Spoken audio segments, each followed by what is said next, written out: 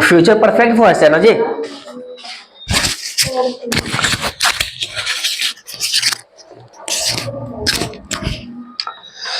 Future perfect voice का active structure कौन क्या होता है, कौन बताएगा? एक्टिव स्ट्रक्चर फ्यूचर वॉइस का क्या होता है? सब्जेक्ट प्लस शैल या will plus have plus V3 plus object plus other word. ठीक है, याद था आप लोग को? कंफ्यूजन में थे? याद नहीं था? नहीं ना था यार, तो आप लोग कोई तो बोले ही नहीं है। चलिए कोई सेंटेंस, स्टॉप राइटिंग, कोई नहीं लिखेगा, बोर्ड पे लिखेगा, ठीक है? देखिएगा, कोई एग्जांपल बनाइए जल्दी से। यू, यहां से बिल उठा लेते हैं, यहां से क्या उठा ले? हैव उठा लेंगे, और जल्दी बताइए। फर्स्ट ड्रिंक, ड्रिंक, और क्या? जल्दी जल्दी, मिल्क। और कोई विथ अदर वर्ड भी डाल दे क्या? With them. ये क्या बन गया? एक्टिव वॉइस बन गया। ठीक है, तो किताब उताब छोड़ दो एक्टिव वॉइस के लिए, खुद से बनाओ और बनाओ। सब्जेक्ट सी रख लेते हैं, सी के हिसाब से क्या रख ले? और इसके बाद हैव, वर्ब क्या रख ले? कुक्ड। चलो बहुत बढ़िया, कुक्ड। और एक और फूड रख लेते हैं, इन द मॉर्निंग। ये हमारा एक्टिव वॉइस बन गया। चलो ठीक है, एक्टिव वॉइस के लिए किसी भी निर्भर नहीं रहना है, एक्टिव वॉइस खुद बना सकते हैं, चाहे जितना बना सकते हैं। ठीक है, इसको पैसिव में कन्वर्ट करने के लिए रूल्स क्या होगा, तो रूल्स भी बनाने के लिए सीखिए। सब्जेक्ट रहेगा तो ऑब्जेक्ट डालेंगे, हेल्पिंग वर्ब चाहे कोई भी हो, हेल्पिंग वर्ब ऊपर से लेके चला आएंगे, शैल विल है तो शैल विल ही रखेंगे। ठीक है, और यहाँ पे जो है वही रखेंगे हैव, लेकिन सपोर्टिंग के लिए क्या लाना पड़ेगा? विल लाना पड़ेगा। अब वर्ब का कोई चेंजिंग नहीं होता है। ठीक है, हाँ, परफेक्ट में भी V3 है, वॉइस में भी V3, बाय सब्जेक्ट और अदर वर्ड, फुल स्टॉप। चलिए एक्टिव टू पैसिव कन्वर्ट करते हैं, ध्यान दीजिएगा। ठीक है, देखिएगा हमारा ऑब्जेक्ट क्या है? मिल्क। तो हम क्या लिखेंगे? मिल्क। मिल्क के साथ क्या लगेगा? विल। विल के बाद हैव के बाद बीन। बीन के बाद वर्ब क्या है? नो चेंज, हाँ, जो है सो वही हो जाएगा। हाँ, अब V3 के बाद बाय, सब्जेक्ट हमारा यू है, और अदर वर्ड क्या है बाबू? With them. Same process next में है, क्या हो जाएगा ऑब्जेक्ट इसका? फूड। हम लिखेंगे फूड, फूड के साथ लिख देंगे विल, विल के बाद लिखेंगे हैव, हैव के बाद लिख देंगे बिल। जो जो रूल कहेगा वो हम करते चले जाने। ठीक है ना, वर्ब के लिए ऑब्जेक्ट के पहले आएंगे तो क्या मिलता है? कुक कन्वर्ट हो, कुक्ड का कुक्ड होगा बाय, और सब्जेक्ट हमारा हर हो जाएगा, जो अदर वर्ड है वो लिख देना है इन द मॉर्निंग।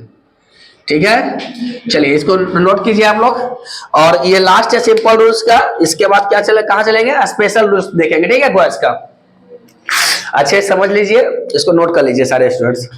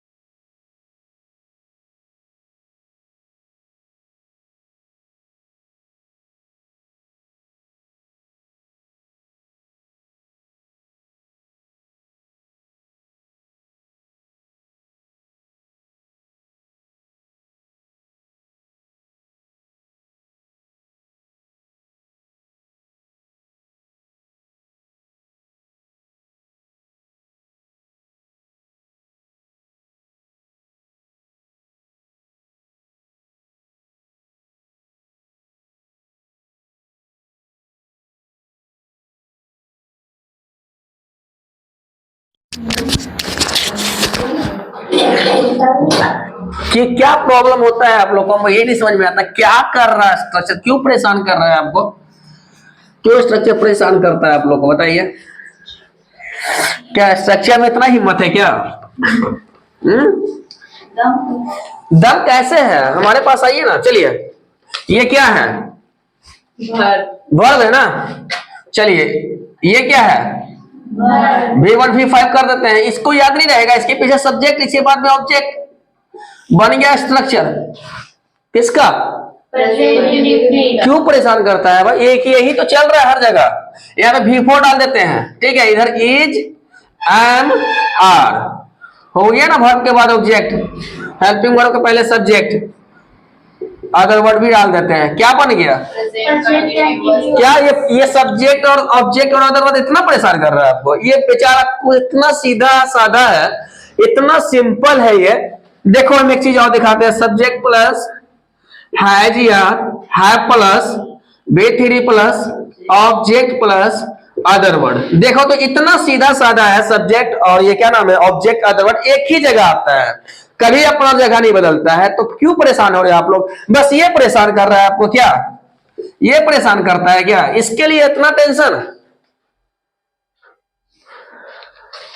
पूरा टेस्ट कंप्लीट हो गया फिर भी स्ट्रक्चर में प्रॉब्लम कीजिएगा तो भाई कैसे बनेगा? वॉइस जनरेशन संभव ही नहीं है।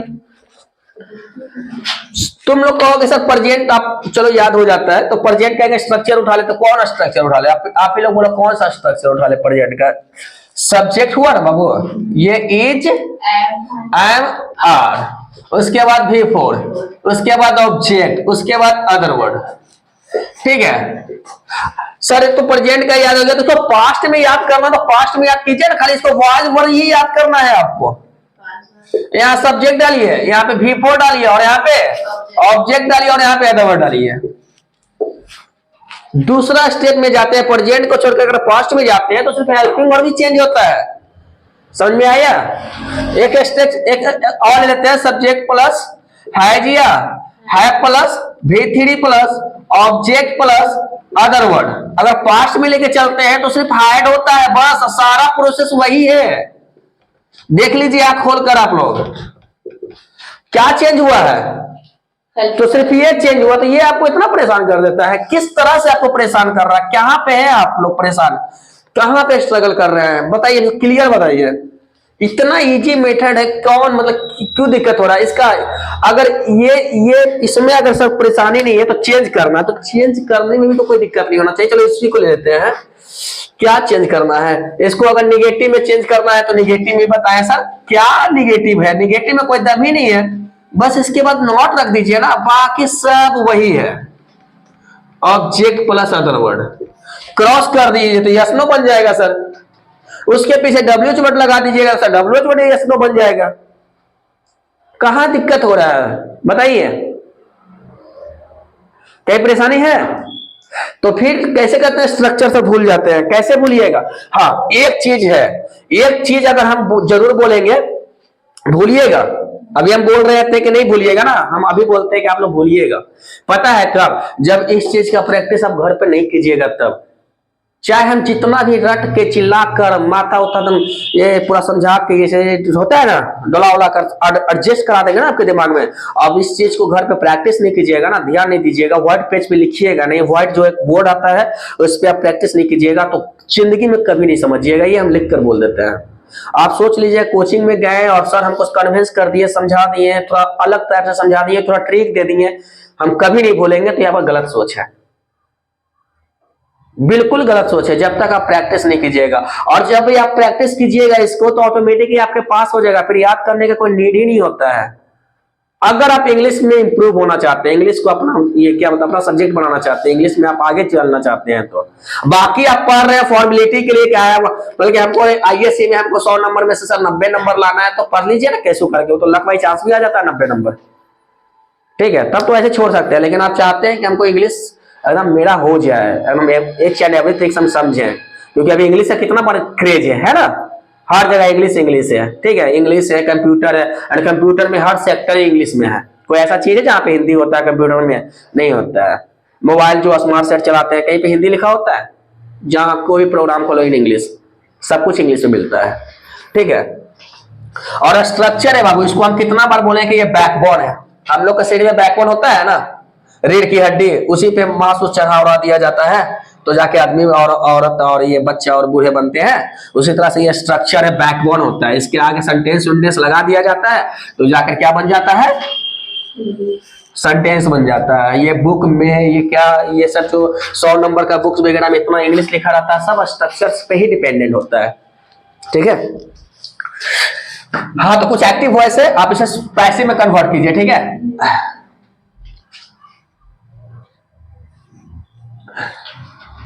और कहीं कोई प्रॉब्लम नहीं ना होता है स्ट्रक्चर में?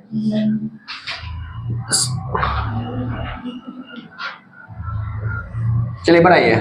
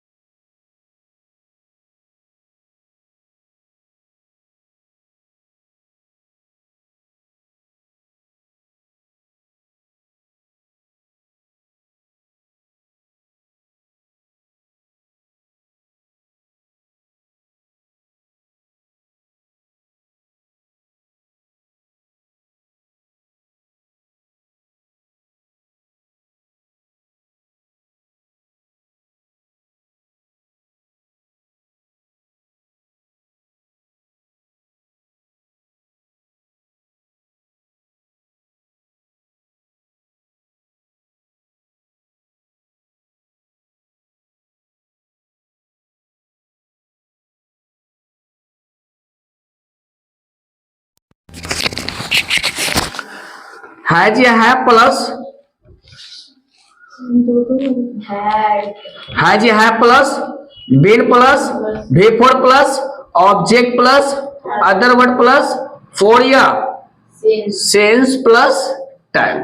ये फोर स्ट्रक्चर ले लिया ना प्रेजेंट का। देखिए वर्ब के बाद ऑब्जेक्ट, वर्ब के बाद ऑब्जेक्ट, वर्ब के बाद ऑब्जेक्ट, वर्ब के बाद ऑब्जेक्ट। हम हमेशा कहते आए हैं कि सूरज जो होता है कहाँ उगता है, लेकिन पूरब सही लिखा हुआ है ना, जो भी हो आप, हम बोल रहे हैं ना सूरज कहाँ उगता है, पूरब में। ये हम लोग मानते हैं। क्यों मानते हैं? क्योंकि यूनिवर्सल ट्रूथ है, ब्रह्मांड की सच्चाई से कोई झुठला नहीं सकता है। ठीक है। एक्टिव में वो वही बात होता है कि जब भी वर्ब बोलिएगा तो वर्ब के बाद ऑब्जेक्ट, ऑब्जेक्ट के बाद अदर वर्ड होगा। फैक्ट है, ये ग्रामर का नियम है। ठीक है, ये फैक्ट है। ठीक है, एक्टिव में हमेशा याद रखिएगा। तो at the time of making voice, voice बनाते समय आप लोग ध्यान दीजिएगा कि वर्ब के बाद क्या मिल जाएगा, ऑब्जेक्ट। और वर्ब किसके बाद मिलेगा, तो हेल्पिंग वर्ब के बाद। ठीक है, या फिर गुड, दोनों चीज को याद रख लीजिएगा। एक चीज कहिएगा तो ऐसे नहीं होगा। ठीक है, या तो ऑब्जेक्ट के पहले या तो हेल्पिंग वर्ब के बाद। ठीक है, बहुत सारे कंडीशन ऐसा भी होता है कि वर्ब के पहले क्या नहीं मिलता है, हेल्पिंग वर्ब। वर्ब के पहले हेल्पिंग वर्ब नहीं मिलता है तो उस वक्त कौन काम देगा, तो ऑब्जेक्ट के पहले वाला काम देगा। ठीक है, चलो हेल्पिंग वर्ब के बात नहीं सही तो ऑब्जेक्ट के पहले वाला खोज लेते हैं। ठीक है, याद रखिएगा ध्यान में। ठीक है, तो दोनों चीज याद रख लीजिएगा, कोई हैवी नहीं है।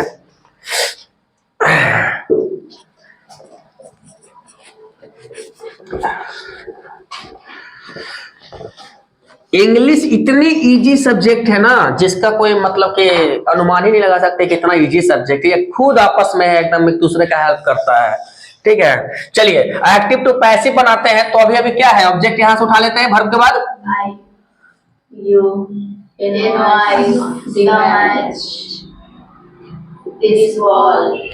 फाइंड कर लिए। चलिए ठीक है, ध्यान दीजिएगा। इसके बाद हम ये सब स्ट्रक्चर्स को कभी देखने वाले नहीं है। ठीक है, इसके बाद जो भी होगा स्पेशल रूल्स में होगा। एक्टिव कुछ और होंगे, पैसिव कुछ और हो जाएगा। ठीक है, हालांकि वो भी बहुत इजी है, इससे ज्यादा इजी है। ठीक है, तो ध्यान दीजिएगा। चलिए ऑब्जेक्ट, अब वॉइस बनाते समय ऑब्जेक्ट को कैच करते हैं ना, तो ऑब्जेक्ट के बाद जो भी प्रोसेस होगा उसके अंदर में होगा, उधर से कोई लेना देना नहीं है तो लेना देना नहीं है, नहीं है तो कोई मतलब ही नहीं है। ठीक है, तो चलिए स्टार्ट करते हैं। मी कन्वर्ट हो जाएगा आई में, एक स्टेप। सेकंड स्टेप बिल, तो क्या लिखेंगे, सेल। थर्ड स्टेप ये हैड बिन। वर्ब क्या है, तो हम पीछे ही आना है ना, तो कॉल्ड में आते हैं। फिर बाय, सब्जेक्ट हमारा दे, दे क्या बदल गया, दे में, टू हेल्प। अगर बच्चा ज्यादा इंटरेस्टेड हो पढ़ने में, अगर टेंस भी नहीं पढ़ा है तो वो वॉइस पढ़ेगा तो वॉइस से पकड़ लेगा कि टेंस का स्ट्रक्चर्स क्या है। ठीक है, बट इंटरेस्टेड होना चाहिए, एक जिज्ञासा होना चाहिए सीखने का। ठीक है, समझने का।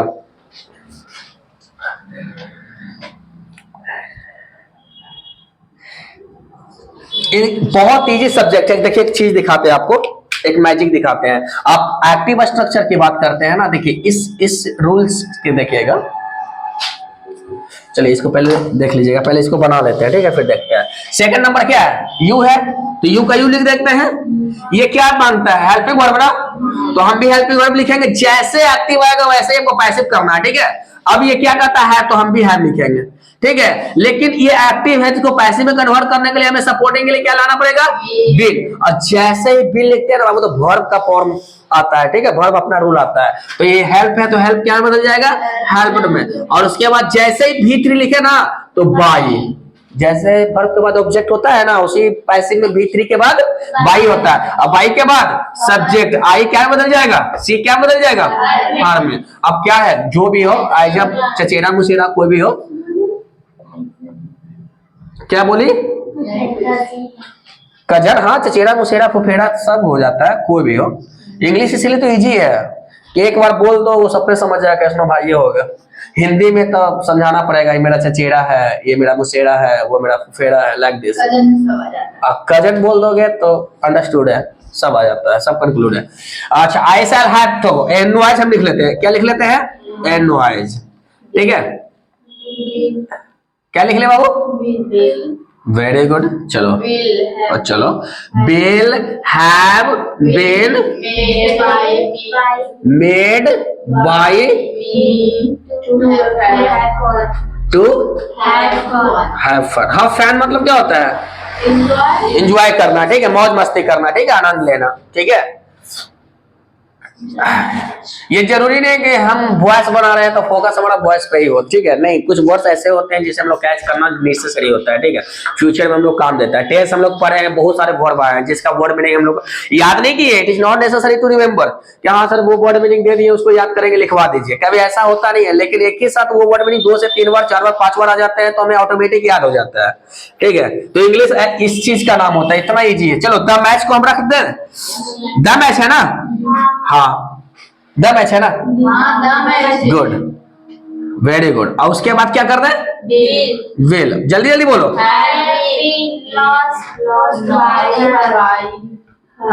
लॉस्ट बाई, सही है ना? तो एक बार बोर्ड देख के बोलिए, सही है ना? बिल में डबल एल नहीं है, one word is missing sir bill में, ठीक है, चलो बहुत बढ़िया। नंबर 5 पे आते हैं, क्या है? This ball, this ball, will have been, very good. कॉथ का कॉथ, इसमें वर्ब चेंज नहीं होता है, यही तो बेनिफिट है। बाय हिम, व्हेन दिस होगा ना, दिस मैच कर लीजिए आप लोग, ठीक है। मैच करने से पहले देखिए इंग्लिश कितना इजी होता है, आप लोगों को दिखाते हैं, देखिएगा बोर्ड पे। ये क्या है बाबू? सब्जेक्ट। तो हम क्या लिखते हैं यहाँ पे? सब्जेक्ट। ये क्या है? Helping verb. बिल है, बिल अकेले रहता है, चलो ठीक है, तो हाँ यहाँ पे सैल लिख देते हैं, फिर बिल लिख देते हैं, ठीक है, प्लस ये क्या है? हैव लिख दे। ये कौन सा फॉर्म में है? V3 लिख दे। ये कौन सा फॉर्म में है? तो ऑब्जेक्ट लिख दे, वो कौन सा फॉर्म में है? क्या बन गया? चलो हम स्ट्रक्चर बना लेते हैं, ठीक है। अब आइडेंटिफाई करते हैं कि अगर है किसका, नहीं तो शैल विल हमेशा किसको इंडिकेट करता है बाबू? फ्यूचर को। वाज वर्ब किसको इंडिकेट करता है? इज एम और वेरी गुड। तो यहां से तो पता चल गया ये हमारा क्या है? फ्यूचर है। जानते हैं एक चीज हमेशा याद रखिएगा, हैज, हैव और हैड हमेशा V3 में होता है, बताए थे ना। हैज, हैव और हैड, इसको थोड़ा सा इरेज करते हैं, ठीक है। इसको मैच कर लिए ना आप लोग, और सबका सही होगा मेरे ख्याल से। तो हैज, हैव और हैड ये हमेशा V3 के साथ आता है, ठीक है। तो अगर यहाँ पे हैव लगा हुआ है तो V3 तो जरूर होगा, और V3 हमेशा किस में आता है? परफेक्ट। परफेक्ट बोले तो V3, एकदम परफेक्ट बोले तो फॉर्म हमेशा V3, कभी चेंज नहीं होगा, ठीक है, हमेशा V3, ऑलवेज परफेक्ट। तो क्या ये क्या हो गया? परफेक्ट। तो फ्यूचर के बाद हम क्या जोड़ दें? अब टेस्ट जोड़ा जाएगा क्या? टेस्ट तो ऑटोमेटिक आ जाएगा। इतना इजी है इंग्लिश, ठीक है। सेंटेंस से हम स्ट्रक्चर बना देते हैं, लोग स्ट्रक्चर से सेंटेंस मैन्युफैक्चर करते हैं। जब आप अच्छे से सीखिएगा ना तो आप सेंटेंस से ही स्ट्रक्चर बना के बता दीजिएगा कि कौन से टेंस का सेंटेंस है, ठीक है। तो इतना इजी मेथड होता है इसका, चाहे एक्टिव हो या पैसिव है।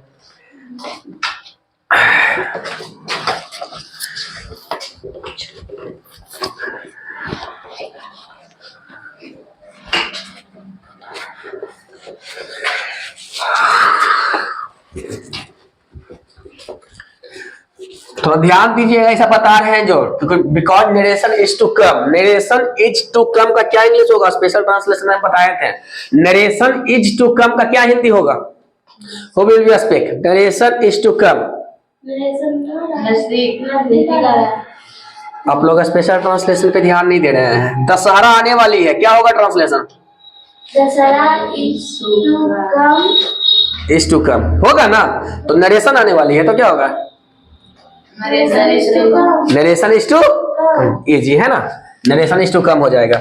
चलिए इसका कुछ नेगेटिव है, देख लीजिएगा आप लोग, ठीक है। कुछ देते हैं नेगेटिव वॉइस में, ठीक है। दे will not have used this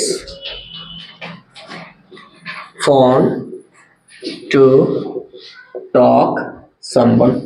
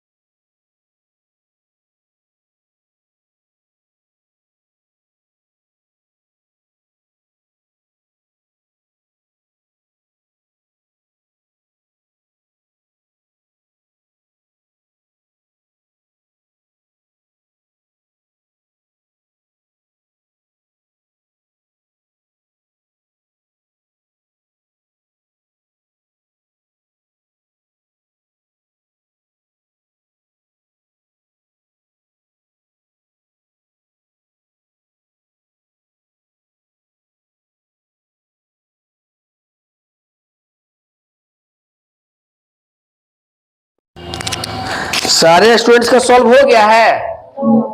चलिए नोट कर, हाँ नोट करने वक्त एक चीज मेंशन किए हैं आप लोग? Yes. Very good very good sir.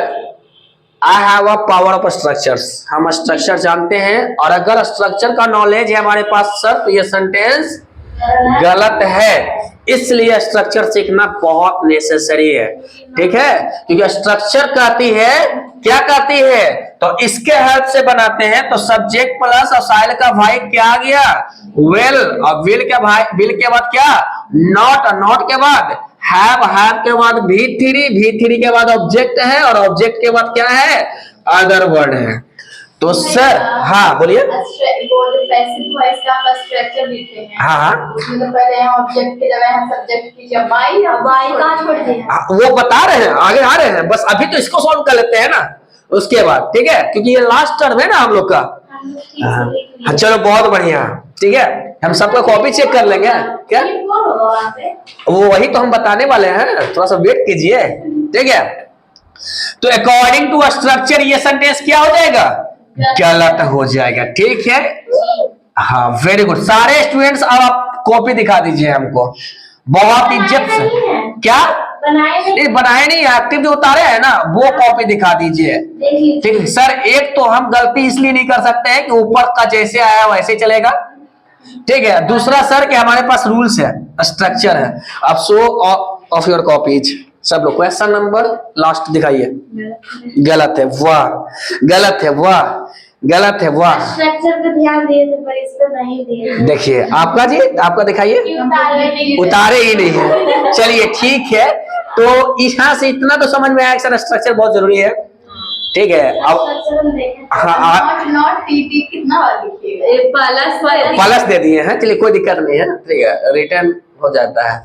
अब आते हैं पैसिव स्ट्रक्चर में, this is the last structure of the tense voice, ठीक है। देखते हैं कि सर वॉइस में हम जितना भी पढ़े हैं सब में V3 आया है, तो यहाँ पे V4 क्या कर रहा है, नहीं V4 क्या कर रहा है सर, यहाँ पे जब भी होगा तो V3 होगा। ये भी परफेक्ट जैसा है, लगता है परफेक्ट का भाई है। परफेक्ट क्या बोलता है, हमें कौन सा वर्ब चाहिए, V3 चाहिए, तो वॉइस भी बोलता है नहीं हमें भी V3 चाहिए। तो कभी भी वॉइस में टेंस रूल्स में कभी भी V3 लगता है, ठीक है। V1 V2 और V4 V5 मत लगा दीजिएगा। चलिए उसके बाद, इसके बाद आते हैं, तो V3 के बाद हमेशा क्या आता है, बाई आता है सर। तो यहाँ पे थोड़ा सा मिस्टेक है। अब आप लोग कॉपी दिखाइए, इसका स्ट्रक्चर जो उतारे हैं। अच्छा आप लोग उतारे ही नहीं है, बड़ी अच्छा, बहुत स्लो काम कर रहे हैं नहीं आप लोग, ठीक है। तो इस चीज को मेंशन रखिएगा, और आप कब गलत सही पकड़ सकते हैं, जब आपके पास स्ट्रक्चर्स होंगे, ठीक है। वही सही गलत पकड़ सकता है कि सर हमने पढ़ा है, हमने सीखा है, बहुत अध्ययन किया है, घर पे प्रैक्टिस किया है, तो ये सेंटेंस गलत था और ये पैसिव स्ट्रक्चर गलत था, ठीक है।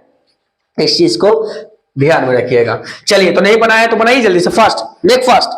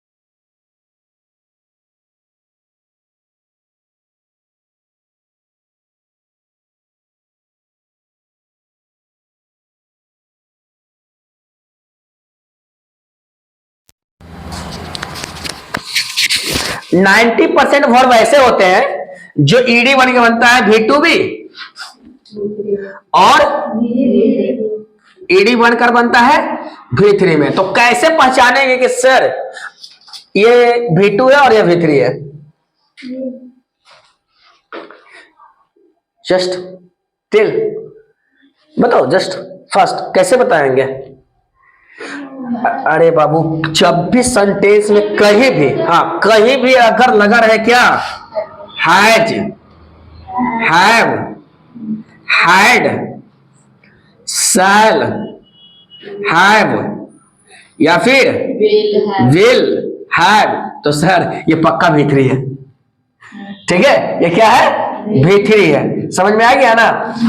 और अगर कॉल्ड V2 फॉर्म में है तो ये हेल्पिंग वर्ब को रिक्वायर नहीं करता है, क्योंकि आप लोग को याद होगा सर हम टेस्ट पढ़े थे तो subject plus V2 plus object plus other word और उसके बाद V2 भाग गया, V2 भाग गया क्योंकि निगेटिव में आता है ना सर, तो V1 आ जाता है और इसको V2 किसको रिप्लेस करता है? डीड को कर देता है।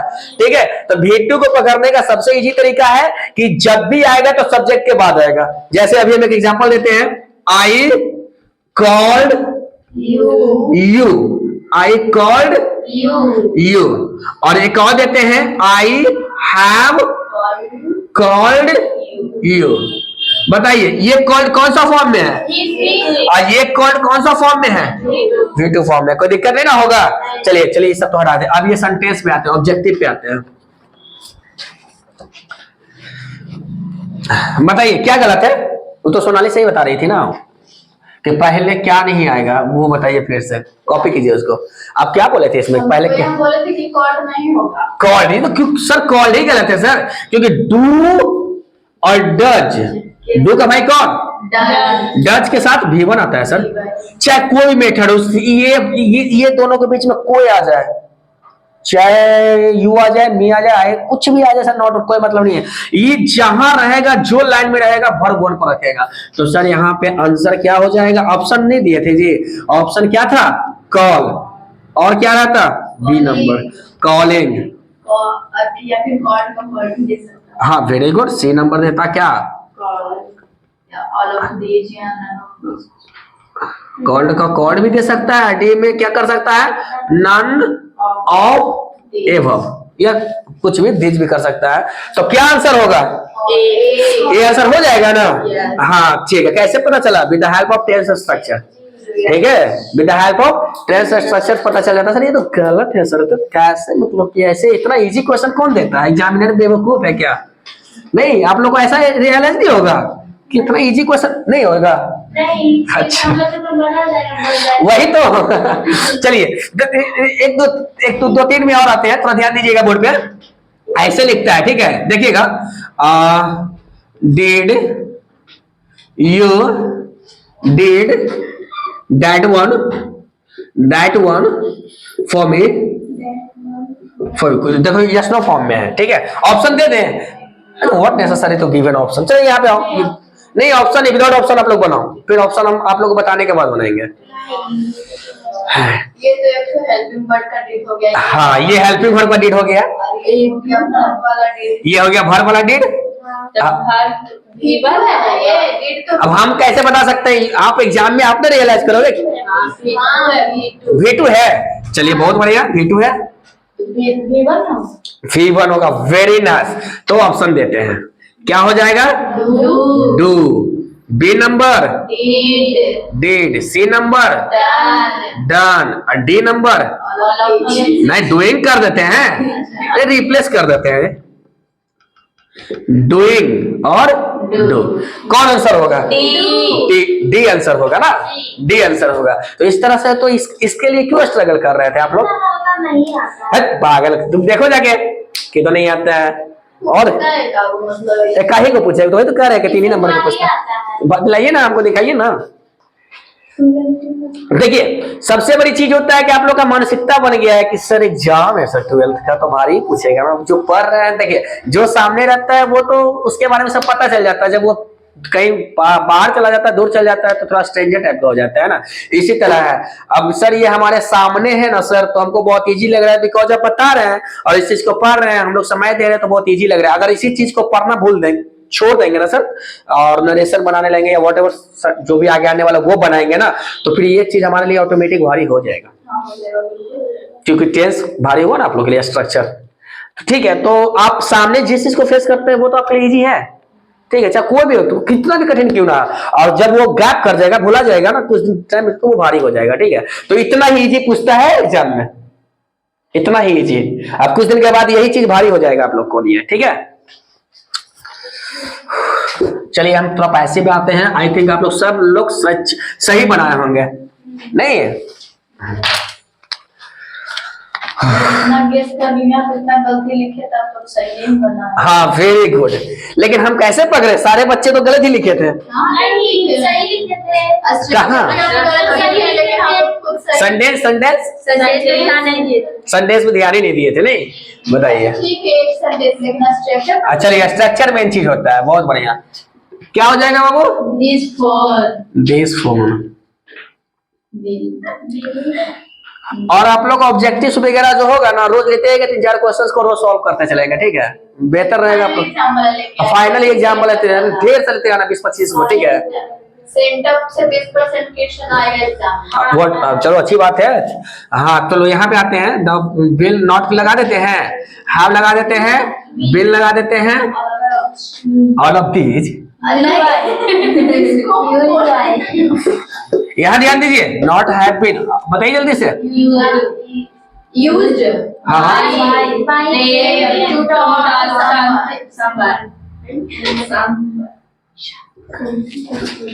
समथिंग बताओ, एक ही है उसको भी छोड़ रहे हैं तो आप लोग कितना तकलीफ हो रहा है। नहीं वन मतलब क्या होता है, वन होता है। चलिए सेकंड वन देखते हैं, अब्यूज्ड हिम, ठीक है, तो ही कितना इजी लग रहा है ना, आखिर देखो पैसे बता दो।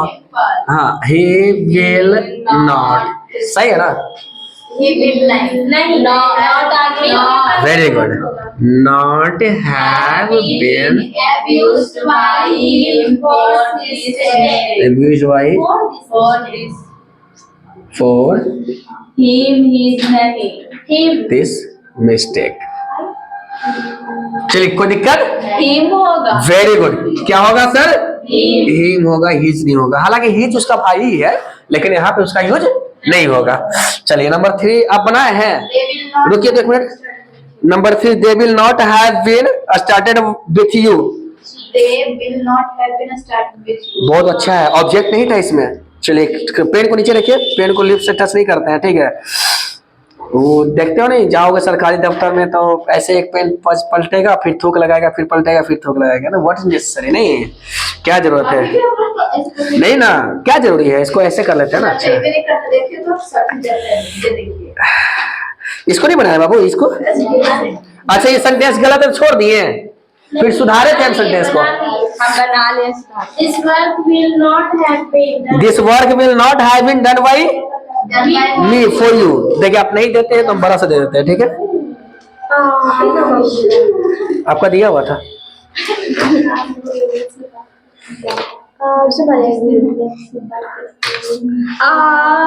पेज खराब हो गया। चलिए हो गया ना, चलिए ठीक है, आप लोग मैच कर लीजिए, ठीक है।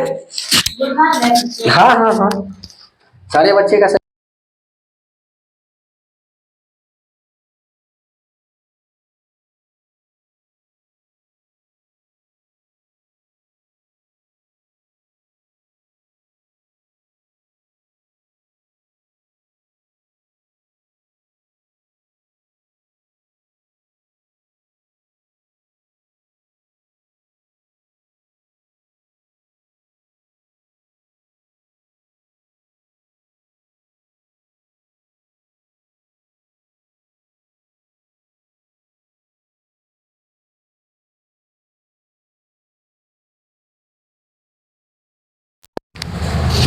देखिएगा एप्लीकेशन कितने नंबर के आते हैं एग्जाम में, 5 नंबर का।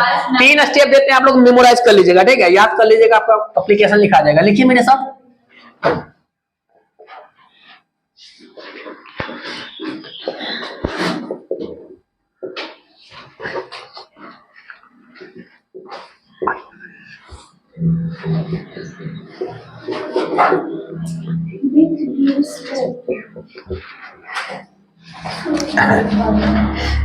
क्या लिखवा रहे हो भैया ये एप्लीकेशन? आप लिखते चलो, बात बताते हैं।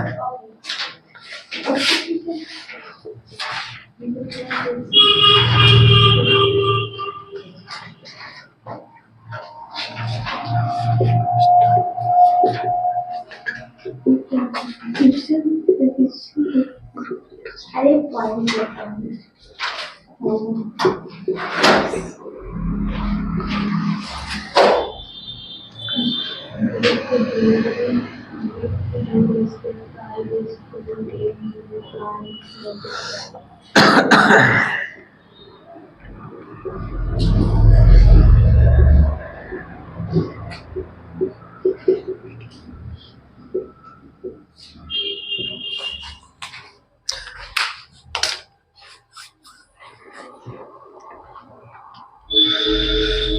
सर हम देयरफॉर आप लिखे तो हम उसको अलग लिख सकते हैं? नहीं, एक ही साथ होगा।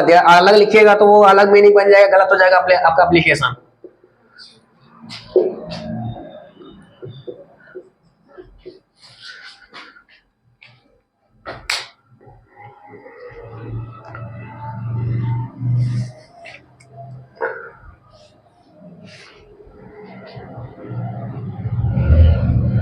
इक्वेशन आंसर है जो अलग अलग पेन से लिखे हैं।